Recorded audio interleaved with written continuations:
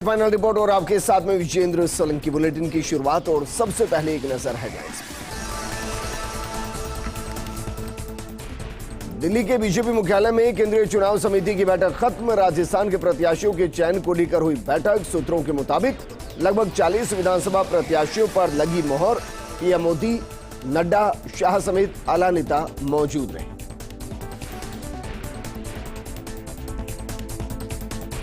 अजय माकन को मिली बड़ी कमान। All India Congress committee के कोषाध्यक्ष बने अजय माकन।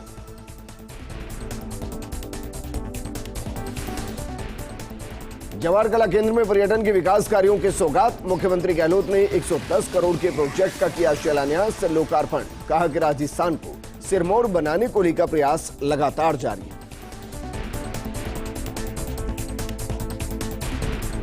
जयपुर में हुई केंद्रीय चुनाव आयोग की प्रेस कॉन्फ्रेंस। विधानसभा चुनाव से पहले तैयारियों को लेकर दी जानकारी।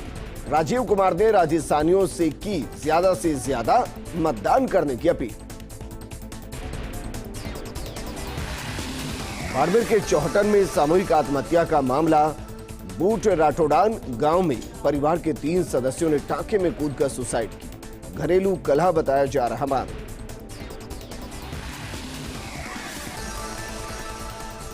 खबर के साथ बीकानेर से बड़ी खबर है। खाजूवाला और छतरगढ़ को बीकानेर जिले में शामिल करने की मांग उठाई गई। कैबिनेट मंत्री गोविंद मेघवाल ने कैबिनेट में मांग उठाई। मुख्यमंत्री ने मेघवाल की मांग को गंभीरता से लिया है। पूरे मामले में मंत्री रामलाल जाट को दिए निर्देश। कैबिनेट मंत्री गोविंद मेघवाल ने कहा, मेरी कथनी और करनी में नहीं होता फर्क। सीएम साहब ने निर्देश दिए हैं, हमें उम्मीद है कि हमारी मांग मानी जाएगी। और ये मांग इसलिए भी जरूरी है क्योंकि उनका ही विधानसभा क्षेत्र है और चुनाव सिर पर है। ऐसे में अगर जनता को भरोसे में नहीं ले पाते तो उनके लिए समस्या बड़ी हो सकती है। इस वक्त की बड़ी खबर बीकानेर से खबर। खाजूवाला और छतरगढ़ को बीकानेर जिले में शामिल करने की मांग उठाई गई। मेरे सहयोगी और ब्यूरो चीफ नरेश शर्मा जुड़ गए। नरेश, क्या गोविंद मेघवाल ने इस मांग को उठाने और ये कहने कि इसको देखा जाए, आचार संहिता से पहले कम से कम अपने समर्थकों तक वो संदेश पहुंचा दिया कि इस मुद्दे पर मैं आपके साथ हूं?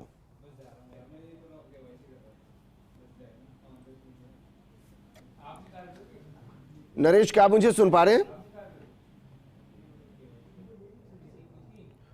वापस जोड़ने की कोशिश करेंगे, लेकिन इस वक्त की बड़ी खबर आपको बता रहे हैं। कैबिनेट मंत्री गोविंद मेघवाल ने कैबिनेट में मांग उठाई और मुख्यमंत्री ने मेघवाल की मांग को बेहद गंभीरता से लिया।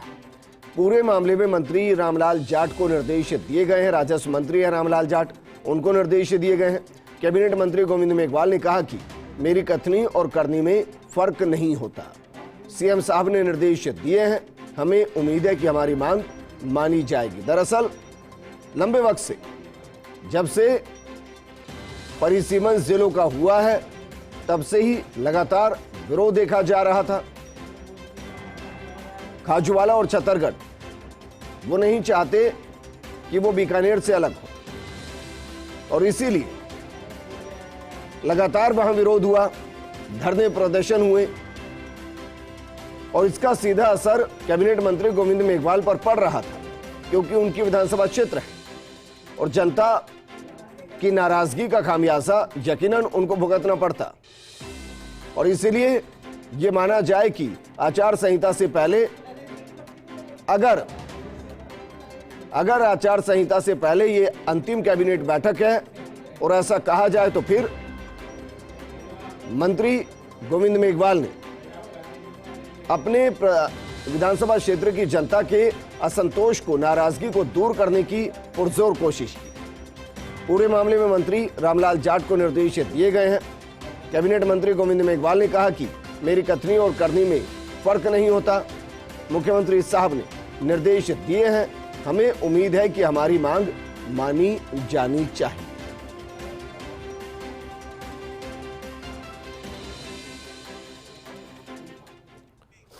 वहीं ब्यूरो चीफ नरेश शर्मा की रिपोर्ट। खाजूवाला छतरगढ़ बीकानेर जिले में ही रहेंगे। कैबिनेट मंत्री गोविंद मेघवाल की मांग पूरी होगी।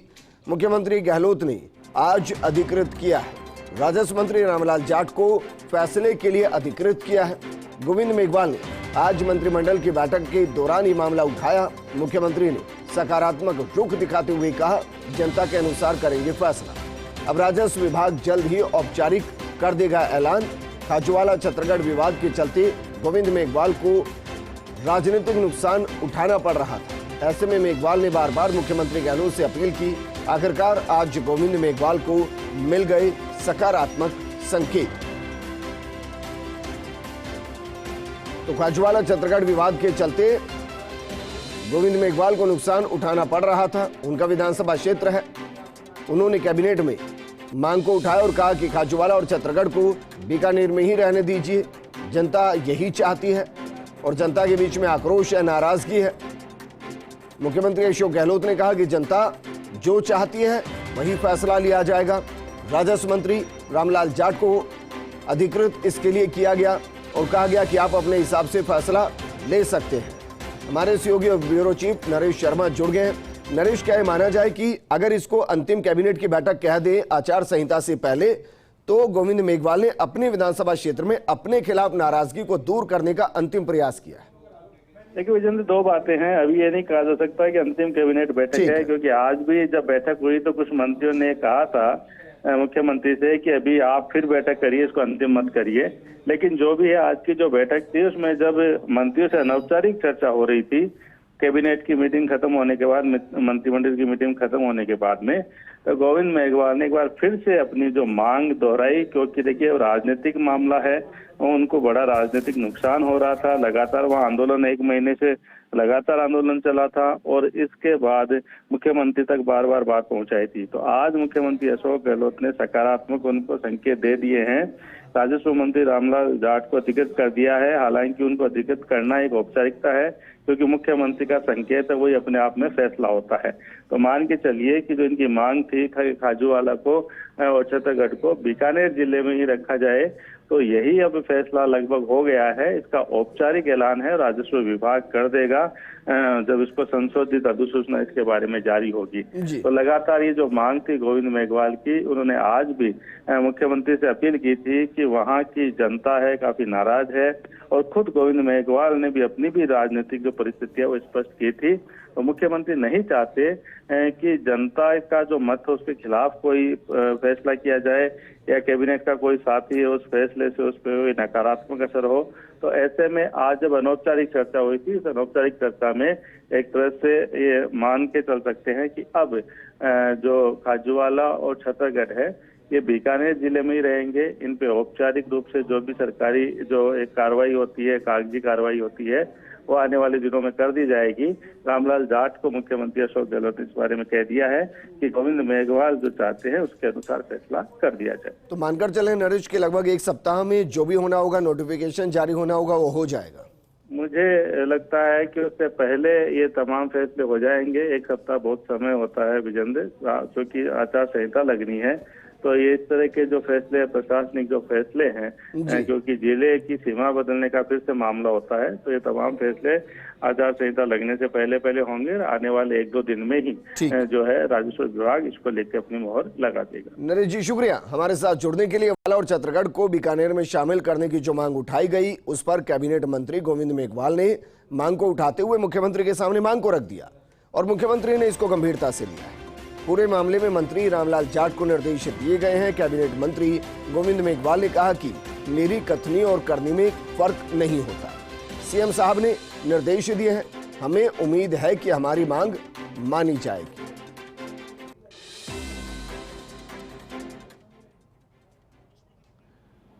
और इस पर बात करने के लिए हमारे सहयोगी लक्ष्मण राघव जुड़ गए। लक्ष्मण, एक कहावत है, इन्होंने तो कहा कि मेरी कथनी और करनी में फर्क नहीं। कहावत है, अंत भला तो सब भला। कितने ही अच्छे काम किए हो, अगर अंत में नाराजगी हो तो परिणाम अपने स्वरूप आए, ऐसा मुमकिन नहीं होता है। क्या यही डर सताया और इस वजह से गोविंद मेघवाल अंतिम चुनाव में जाने से पहले संदेश देना चाहते हैं कि देखिए मैंने पूरी कोशिश की, आप जो चाहते थे वो किया मैंने? वो शानदार बात कही है विजेंद्र जी आपने, और बिल्कुल ठीक कहा कि अंत भला तो सब भला। लेकिन ये भी सच है कि अब गोविंद मेघवाल ये कह रहे हैं कि कथनी करने में फर्क नहीं है। लेकिन जिस तरह से इस जिले का सीमांकन हुआ था और पहले जो कुछ हुआ वो गोविंद मेघवाल की अनुशंसा पर ही हुआ था। लेकिन चलो उन्हें खुद भी लग रहा है कि देर आए दुरुस्त आए, अभी चुनाव में जाना है। और निश्चित तौर पर आपको याद होगा विजेंद्र जिस तरह से सेंटीमेंट बना था खाजूवाला में, खास तौर पर लगातार इस बात को लेकर आंदोलन हुआ, बड़ी संख्या में लंबे समय तक आंदोलन जारी है। तो मुझे लगता है गोविंद मेघवाल समझ गए हैं कि यदि ऐसा नहीं हुआ तो चुनाव में इफ एंड बट हो सकते हैं।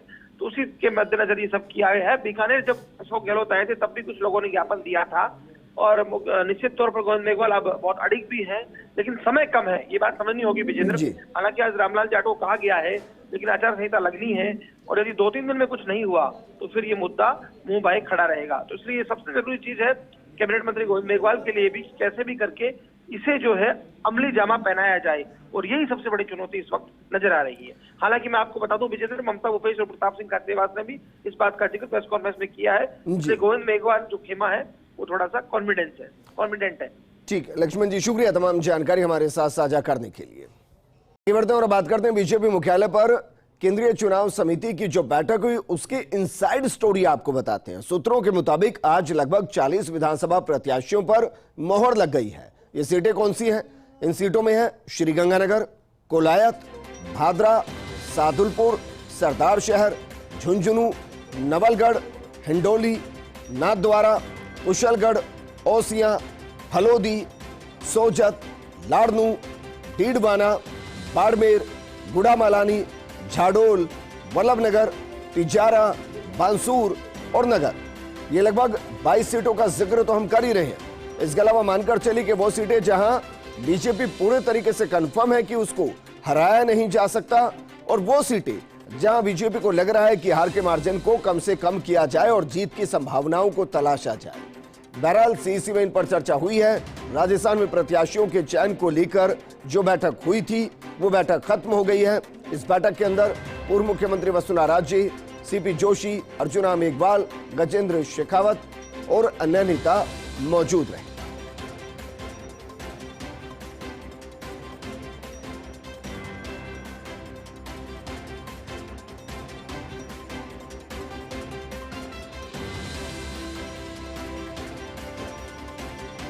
वहीं बीजेपी मुख्यालय पर जो सीईसी की बैठक चल रही थी उसके इनसाइड स्टोरी में सूत्रों के हवाले से जो एक और अपडेट है उसमें जैसा कि हम बता रहे हैं कि लगभग 40 विधानसभा प्रत्याशी हैं जिनके नामों पर मोहर लगेगी।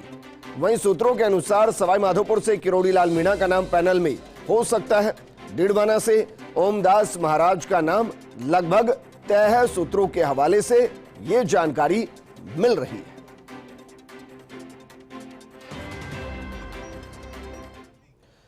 वहीं चुनाव आयोग भी अपनी पूरी तैयारी कर रहा है। चुनाव आयोग की टीम जयपुर दौरे पर है और इस दौरान आगामी चुनाव तैयारियों की समीक्षा की गई। सीईसी राजीव कुमार मीडिया से मुखातिब हुए। उन्होंने कहा कि जो ईवीएम को लेकर लगातार सवाल उठाते हैं वो जब चुनाव जीतते हैं तो वो पछताते हैं। वहीं आपराधिक पृष्ठभूमि वाले व्यक्ति को चुनाव लड़ते समय 3 प्रतिष्ठित अखबारों में प्रकाशन करना होगा। साथ ही ऐसे व्यक्ति को टिकट देने वाली पार्टियों को भी यह बताना होगा कि उन्होंने किन किन आपराधिक पृष्ठभूमि वाले व्यक्तियों को प्रत्याशी बनाया है। आयोग को निर्वाचन विभाग की तरफ से दिए गए प्रेजेंटेशन से साफ हुआ कि 2018 से चुनाव प्रबंधन में तैयारी एक स्तर आगे बढ़ चुकी है। ये रिपोर्ट देखिए। चुनाव आयोग की टीम ने मुख्य सचिव और डीजीपी के साथ बैठक कर राजस्थान के विधानसभा चुनाव की तैयारियों की समीक्षा की। आयोग के सामने हुए चुनावी तैयारी के पावर पॉइंट के मुताबिक राजस्थान का निर्वाचन विभाग विशिष्ट जनजातीय समूह को जोड़ने में अग्रणीय रहा है। निर्वाचन विभाग ने शहरी समुदाय के विशिष्ट जनजातीय समूह के पात्र 100% वोटर यानी 77,343 पीवीटीजी के पंजीकरण में सफलता पाई। इस समूह की कुल आबादी 1,18,000 है। निर्वाचन विभाग द्वारा लगाए गए 24,726 क्लस्टर कैंप की वजह से ये संभव हो पाया। प्रदेश में 51,756 मतदान केंद्र हैं। इनमें 10,415 शहरी और 41,341 ग्रामीण मतदान केंद्र हैं। इनमें खास बात यह है कि इस विधानसभा चुनाव में 50% यानी कि 26,000 मतदान केंद्रों में वेबकास्टिंग होगी। साथ ही इस बार अलग अलग श्रेणी के अनुसार बूथ संचालित किए जाएंगे। इसके तहत दिव्यांगों की तरफ से 200 बूथ महिलाओं और युवाओं की तरफ से 1600 बूथ संचालित होंगे। वहीं 1600 आदर्श मतदान केंद्र बनाए गए। 95 विधानसभा क्षेत्रों में 24,665 मतदान केंद्रों पर महिला मतदाता पुरुषों से कम है। पुरुषों से 5% तक कम वोटिंग वाले 10,257 मतदान केंद्र हैं। नवविवाहित 29,643 महिला मतदाता पंजीकृत हो पाई है। प्रत्येक 1000 पुरुष मतदाता पर 920 महिला मतदाता है। इस चुनाव में 18 से 19 साल के 21.9 लाख मतदाता पहली बार वोट करेंगे। 1 अप्रैल, 1 जुलाई और 1 अक्टूबर को ली गई एडवांस एप्लीकेशन के बाद 6,31,000 युवा मतदान के लिए पात्र हुए हैं। इसके लिए 21,000 बूथ स्तर पर 50,745 चुनाव पाठशालाएं आयोजित की गई। कुल 5 करोड़ 25 लाख वोटर्स में से 2 करोड़ 73 लाख पुरुष और 2 करोड़ 51 लाख महिला वोटर हैं, जबकि 604 ट्रांसजेंडर वोटर हैं। 5,61,000 PWD वोटर्स, 1,41,000 सर्विस वोटर हैं। 80 साल से ज्यादा उम्र के 11,80,000 मतदाता और 100 साल की आयु के 18,462 वोटर हैं। मुख्य चुनाव आयुक्त राजीव कुमार ने साफ किया कि अभी दूसरे राज्यों में काम कर रहे वोटर की खुद के मूल राज्य में निर्वाचन क्षेत्र की वोटिंग के लिए रिमोट वोटिंग की प्रक्रिया को लेकर काम जारी है, जिसमें राजनीतिक दलों के सुझावों को शामिल किया जा रहा है। वोटिंग लिस्ट बनाएंगे तो आपको सबको लेके साथ में चलेंगे, लिस्ट पब्लिश करेंगे, कैंडिडेट को, पॉलिटिकल पार्टीज को कॉपी देंगे, ऑब्जेक्शन का टाइम देंगे। बताइए किसमें गलती है? 1500 वोटर अगर 1200 वोटर हैं तो बताइए कितने 100, 200, 400 गलत हैं? बताइए हमें। नहीं होंगे तो कहने से नहीं होता। दूसरा, कोई भी वोटिंग मशीन जाएगी उसको हर पार्ट में हर पॉलिटिकल पार्टी का आदमी रहेगा। हम उसको स्टोर में रखें, गोडाउन नहीं खोल सकते हम बिना उनके पार्टिसिपेशन के। हम उसको मूवमेंट नहीं करा सकते बिना पार्टीशन के। हम उसका रूट निर्धारित करते हैं, वो किधर से जाएगा वहीं रुकना है पॉलिटिकल पार्टी, पोलिंग पार्टी को। हम उसको रेंडमाइज करते हैं, मशीन को नहीं पता किस जगह से किस जगह में जाएगी। उसको ये नहीं पता कि मैं इस जगह जाऊंगी कि इस जगह जाऊंगी। निर्वाचन विभाग ने अपनी चुनावी तैयारी में मतदान केंद्रों में सुविधाओं का भी खास ध्यान रखा। अब इनकी मॉनिटरिंग तेज कर दी गई। भारत निर्वाचन आयोग के दिशा निर्देश अनुसार समावेशी चुनाव प्रक्रिया में अभी तक निर्वाचन विभाग सफल रहा है, लेकिन अब उसके सामने असली चुनौती आम जनता और राजनीतिक दलों के प्रतिनिधियों के सुझावों अनुसार चुनाव प्रबंधन को सफल बनाना है। कैमरा पर्सन राकेश रेलमगरा के साथ Rituraj Sharma, first India news, Jaipur. Sariska बाग परियोजना में नए पर्यटन सत्र और वन्य जीव सप्ताह की शानदार शुरुआत की गई। आज सुबह सदर गेट पर DCF अपूर्व कृष्ण श्रीवास्तव ने फीता काटकर पर्यटन सत्र की शुरुआत की और वन्य जीव सप्ताह के पोस्टर का विमोचन भी किया। पर्यटन सत्र के पहले दिन ST 21 युवराज की साइटिंग से पर्यटक उत्साहित नजर आए। सरिस्का अभ्यारण्य के भ्रमण पर आए पर्यटकों का सदर गेट, सरिस्का और टहला गेट और प्रताप बांध गेट पर तिलक लगाकर और माला पहनाकर स्वागत किया गया। अलवर में राज्य स्तरीय अंतर्राष्ट्रीय वृद्धजन दिवस समारोह प्रताप ऑडिटोरियम में आयोजित हुआ, जिसमें मुख्य अतिथि कैबिनेट मंत्री टीकाराम जूली और जिला अध्यक्ष योगेश मिश्रा मौजूद रहे। कैबिनेट मंत्री टीकाराम जूली ने बताया कि आज अंतर्राष्ट्रीय वृद्धजन दिवस है, जो कि राज्य स्तरीय प्रोग्राम है। आज अलवर के अंदर संपन्न हुआ। इसके अंदर 31 वृद्धजन को सम्मानित किया गया।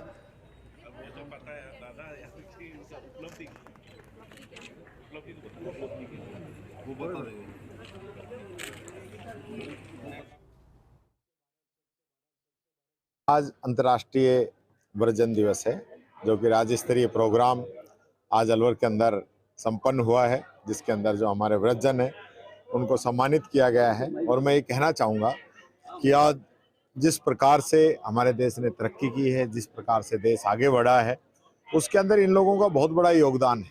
आज जिन्होंने अपना पूरा जीवन इस देश के लिए, समाज के लिए लगाया है, तो आज जब ये सीनियर सिटीजन है तो हम सब लोगों का ये कर्तव्य बनता है कि हम इन सबका सम्मान करें।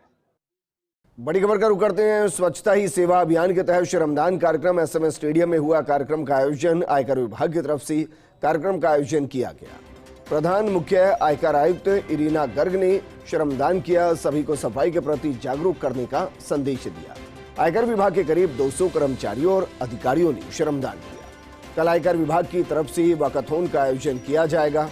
केंद्रीय राजस्व भवन से गांधी सर्किल होते हुए पुनः केंद्रीय राजस्व भवन जयपुर पहुंचेगी वॉकाथॉन। केंद्रीय राजस्व विभाग और आयकर विभाग के अधिकारियों सहित कर्मचारी शामिल होंगे। प्रधानमंत्री नरेंद्र मोदी 2 अक्टूबर को प्रदेश में 7,000 करोड़ से ज्यादा की परियोजनाओं का शिलान्यास और लोकार्पण करेंगे। इनमें 512 करोड़ की 56 किलोमीटर लंबी चित्तौड़गढ़ नीमच रेल लाइन के दोहरीकरण कार्य का लोकार्पण, 140 करोड़ की लागत से 155 किलोमीटर लंबाई की कोटा चित्तौड़गढ़ विद्युत टिकट लाइन का लोकार्पण शामिल है। इसके अलावा 149 करोड़ रुपए की 120 TMTPA क्षमता के आबू रोड में HCL के LPG प्लांट का भी लोकार्पण करेंगे। करीब 34 करोड़ की लागत से तैयार 2400 metric ton LG founded storage से जुड़ी इंडियन ऑयल कॉरपोरेशन के अजमेर बॉटलिंग प्लांट में अतिरिक्त भंडारण क्षमता विकास प्रोजेक्ट का भी लोकार्पण करेंगे। पीएम मोदी करीब 4500 करोड़ रुपए की 900 किलोमीटर लंबी महसाणा भटिंडा गैस पाइपलाइन परियोजना के पाली हनुमानगढ़ खंड का भी लोकार्पण करेंगे।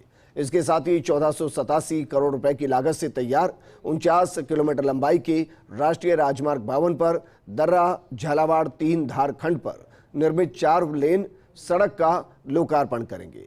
इसके साथ ही कार्यक्रम में सांसद और संबंधित विभागों के अधिकारी मौजूद रहेंगे। जयपुर में कल की घटना को लेकर जयपुर बचाओ संघर्ष समिति की तरफ से सेवा सदन में प्रेस वार्ता का आयोजन किया गया। इस दौरान संघर्ष समिति के सदस्य राजकुमार की तरफ से बताया गया कि जयपुर में जो कल घटना हुई उसको हिंदू मुस्लिम का तूल दिया जा रहा है। अगर सरकार इस घटना को हिंदू को लेकर सकारात्मक नहीं होती है तो बड़ा आंदोलन किया जाएगा। जयपुर की घटना को लेकर कल एक बैठक की जाएगी जिसमें आगे की रणनीति बनाई जाएगी। राजकुमार ने कहा कि जयपुर के रामगंज में आपसी झगड़े में मारे गए को 50 लाख रुपए सरकारी मुआवजे की घोषणा, उदयपुर में कन्हैयालाल की बेरहमी से हत्या की गई तब 5 लाख रुपए का मुआवजा दिया गया और आज 50 लाख रुपए का मुआवजा। फर्क साफ है और यही है कांग्रेस की भेदभाव की नीति। जो गंगा पुल वाली जो घटना है उसमें 2 मोटरसाइकिल टकराने को लेकर विवाद होता है और उसमें वो कुछ व्यक्तियों को और बुलाते हैं जो अपने हाथ में डंडे हथियार लेके आते हैं और वो आकर और जहाँ घटना घटित हुई है मोटरसाइकिलें टकराई उनके आसपास के लोगों से विवाद और मारपीट करने लगे। उस विषय को लेकर धक्का मुक्की होती है और जो रोड और जो सरिये वगैरह वो लोग उपद्रव भी लेके आए।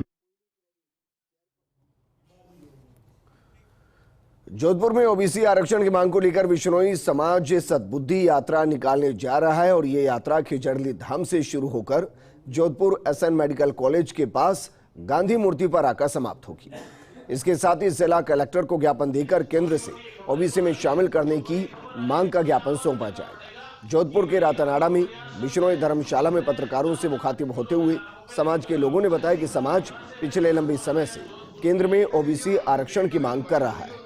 आरक्षण की मांग को लेकर बिश्नोई जाति केंद्र ओबीसी आरक्षण संघर्ष समिति राजस्थान का गठन किया गया। समिति लगातार केंद्र सरकार से ओबीसी में शामिल करने की मांग कर रही है।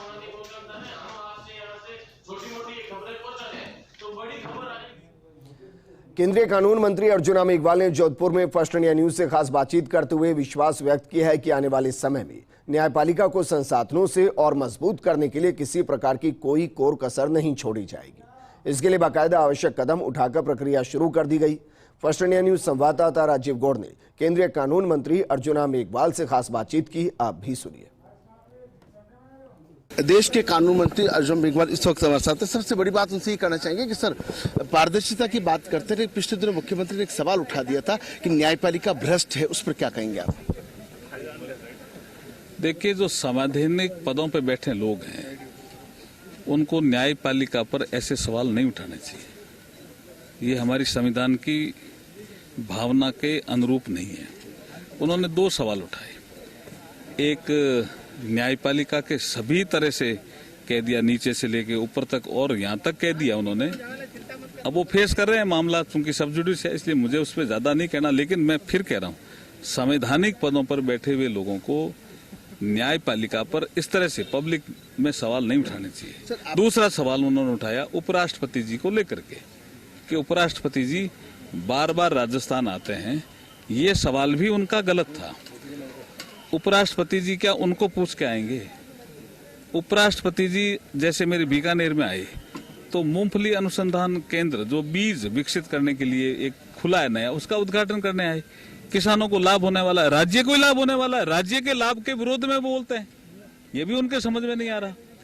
न्यायपालिका हमारा एक ऐसा तंत्र है, जैसे कार्यपालिका एक तंत्र है, न्यायपालिका एक तंत्र है, विधायिका एक तंत्र है। आपको विधानसभा में कोई बहस करते समय कोई बात कहता है, वो एक अलग विषय है।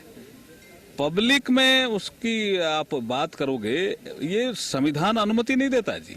लेकिन एक छोटी सी बात और पूछना था, आपने जैसे पद संभाला, आपने सबसे पहले पेंडिंग मामले कितने हैं, फिर उसके बाद में आपने कोशिश की अदालतें भी खुले, जजों की भी व्यवस्था, उसको लेकर के क्या कहां तक बात पहुंची है?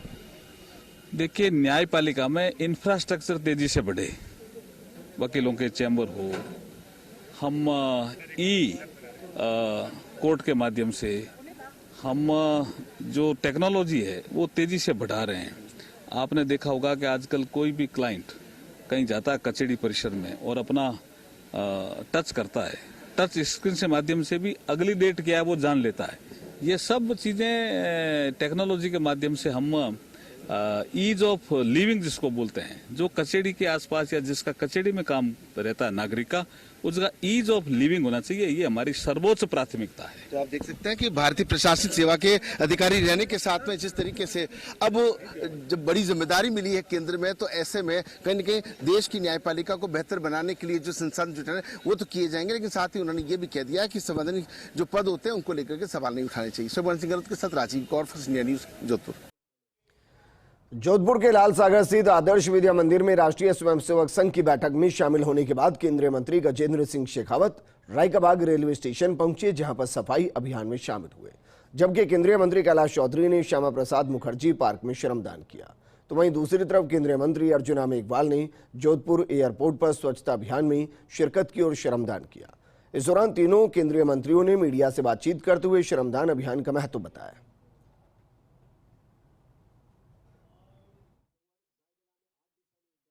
विधि और न्याय मंत्रालय में काम करता हूं, तो मैं देखता हूं कि दफ्तर में भी लोग इस सफाई को लेकर के जागरूक हुए हैं। कचरा कम से कम करते हैं, अगर कचरा है तो उसको साफ करने के लिए पहले क्या करते थे, कोई आएगा कचरा साफ करेगा, अब उसके मन में आता है कि मेरा देश है, मेरा दफ्तर है, मेरी गली है, मेरा मोहल्ला है, मेरा घर है, मेरा शहर है, ये साफ सुथरा रहना चाहिए। ये सबसे बड़ा चेंज आया है, इसके लिए हम प्रधानमंत्री मोदी जी को धन्यवाद देते हैं। भारत सरकार का जल शक्ति मंत्रालय माननीय प्रधानमंत्री जी के मार्गदर्शन में स्वच्छता को लेकर के और एक हर साल के भांति इस साल भी एक पखवाड़ा जो है ऐसा आयोजित कर रहा है। चुनाव समिति की बैठक के बाद अलग अलग लोगों के अलग अलग अनुमान। एक तरफ आज या कल लिस्ट जारी होने की चर्चा, वहीं दूसरी तरफ कुछ लोग कर रहे 5 अक्टूबर के बाद जारी होने का दावा।